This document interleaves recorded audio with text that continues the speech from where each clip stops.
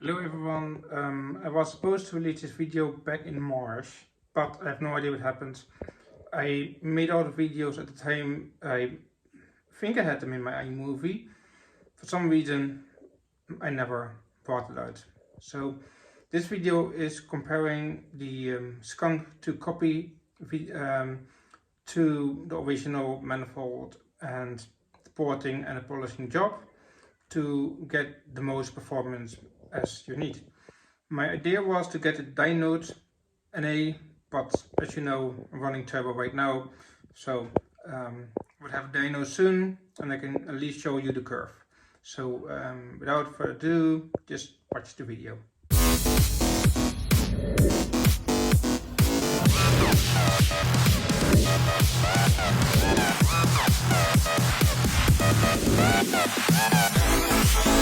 So here's a comparison. The original RBB K24 intake manifold. This is the thermal gasket I got for my new one. But if you look at these runners, this is how the original intake manifold comes. Which sits like that. That's the gasket that goes for the throttle body. And this size is pretty small. It's like 50 or something. If you give me 2 seconds, in this video I will actually check this size for you. So here's the original K24 gasket that came with the car. So it kind of sits like that. As you can see, the holes are pretty much bigger than the runners, right? These tiny holes sit kind of in the middle, not perfectly in the middle actually, but even if you point it a little bit more down or to the right, it doesn't sit perfectly, as you can see. And that's original, by the way. So now I will take this one to compare and see how different it is. So here's a thermal gasket on top of the original gasket, and as you can see, with addition of these holes, it's actually pretty the same. Not much different. It just goes up a little bit to make sure the holes are aligned, which is kind of like there, I would say. It can go a little bit up, like here, if you want it perfect. So as you can see, they are pretty much the same. So the size of this throttle body is 61.7 millimeters. So basically 62, because we may be able to stretch it a little bit. Nope. So 61.7. So now I've put the original gasket on, well, it's not really pointed, but original gasket on my modified Skunk2 copy manifold. So when I align this, you can see that the runners are actually now the same size as the ports, not bigger, so the ports are smaller. That's a difference. So let me measure these compared to these. So the runner here is 64 and it should be 64 across. This one is actually 54.8, 45.8. So they're about 45.8 with the exception of that one. That one then was a little bit bigger. See if I stretch it out a bit. 45.9. I would say they're about 45-ish. 45.7. 45, 44. I can actually stretch it a little bit. So they're about 45, 46 mil. Now I'm going to check these here. So these, oh sorry, that didn't go well. Are about 53. So What I'm going to do is take the gasket quickly off and measure it again. So these are 53, and then this one is 53. It's really hard to do it by one hand. 53 as well. This one seems a tiny bit smaller actually. That one is 52.5, and that one is a little bit bigger, I think, which is about 53.3. It's a bit hard to measure though. The only way to really do it maybe is if you go use the outside one and measure it, something like that. But I think it's more important to measure the inside instead of the outside. So even if you do this, I come to about 54. This one is 52, like. That one is 53.3. That one is about the same, 53-ish, all of them. With exception of this one. Well, actually it's not much difference. See there, all of them are around 53 anyway.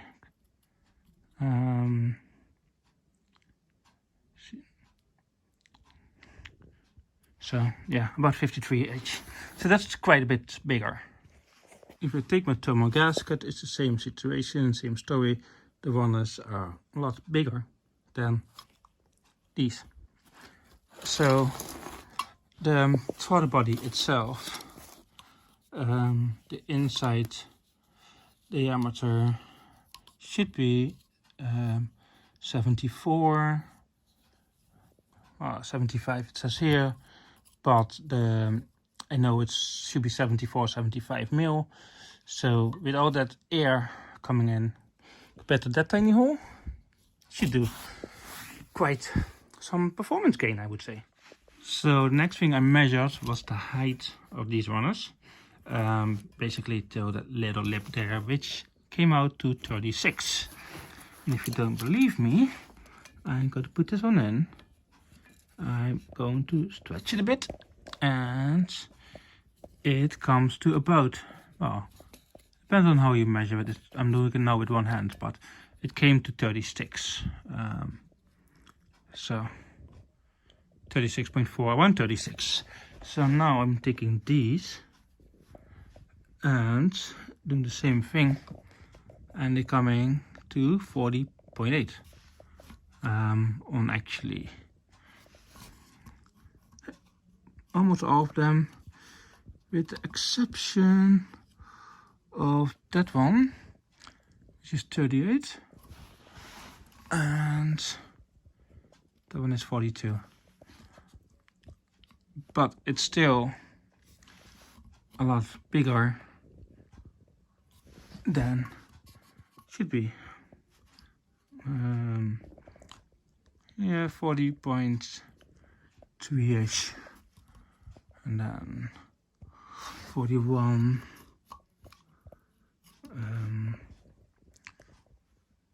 41, 42,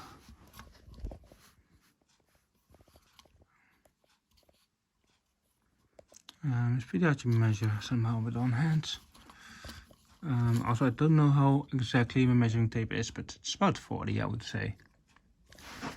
Compare to the, we have 36 that we have on this side for most of them. You can see that this board was also a little bit differently done compared to these, but I got it done for free, so I'm pretty happy with it anyway. So yeah, that shit is pretty much bigger. So yeah. So when you don't use the original fuel wheel like I do, keep in mind that these studs that you use on the original engine are not going to fit. It's pretty hard to do, like, again, with one hand. However, you can clearly see it is not going to work out. So what you can do is either get very long made bolts or get longer studs. I would advise to put a spacer in between. Even if you get a bolt, just put a spacer there, making sure it all stays nicely in place. So the spacer that you were looking for, I will let you know. So I took the O-rings off and everything, just to see how much space I actually need. And if you can see there, that's pretty close. So I'm going to measure that size and add maybe 1 millimeter or so. That's the spacers I need. It's technically 30 mil. So what I would do is get a nylon 32 mil spacer. And then the bolt length you want will be the length of the spacer, which is 32, plus the thickness of your fuel wheel, which in my case is about 5 mil, plus the length, how far the original thread will go in. And in case you wonder, that's how far they go. So till the bottom of that. So you take it out again.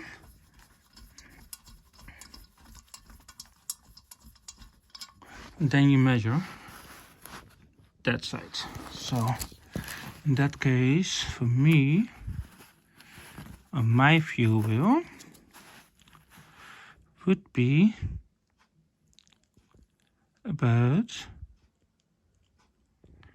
15-16 mil. So I would say 16. So what we're looking at here is a 53 mil M8 bolt to put into here to make it all work.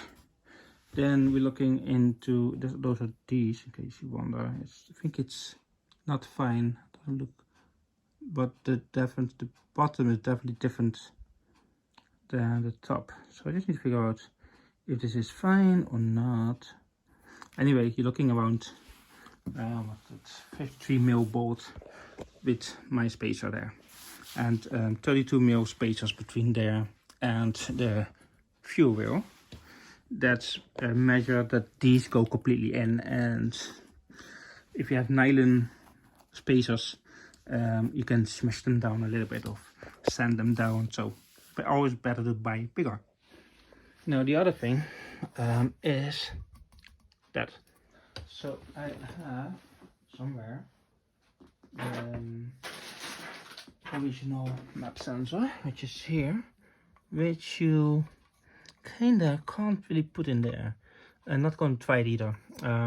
So what you want to do is plug this off, and lucky for me, I actually have something that fits. So I'm going to put some Honda bond or something on this.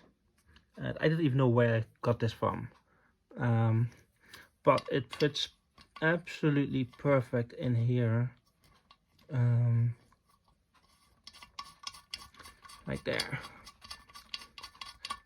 and it will go actually completely down, which is a good thing. One problem. So when I open the throttle body, and it's really hard to do again with one hand, so let me see if I can get this sorted. So when you look at that, you can see it's a little bit too big actually. So what I'm going to do is I'm going to cut off about a little bit above the second wing. I think it's completely in, but I can smash it down a tiny bit if I wanted to. Anyway, I am going to cut it off a little bit. So I would say about the second thread. I'm going to cut this off, and then I will be that should be all smooth. So just to keep in mind. And then here, there's a port hole there. I don't know what it's doing, but just in case, I'm going to block it off as well. Now you got this intake, and you already cut off this part. You need that. So I have one here actually, and this would literally just pop in there like that. And then you can rotate them the way you want. However, I don't feel this is very secure, so I ordered some Honda bond for the rest of my stuff. So what I'm doing is I'm going to put some Honda bond on there, point it in the right way, whatever way it goes. I think it's like there or so on my car, and that should stay in place. Then there's another one which goes there. I wish this was threaded, but it's not. I do going to do the same thing with Honda bonds. Let me get that one here, which is this one here, and it literally just goes in there. And just take a hammer or something. It's actually, as you can see, it's the same over there on the K-Series original manifold, and then that one points that way on this car. But since you can take these off, you can literally put them how you want. Makes stuff a little bit easier.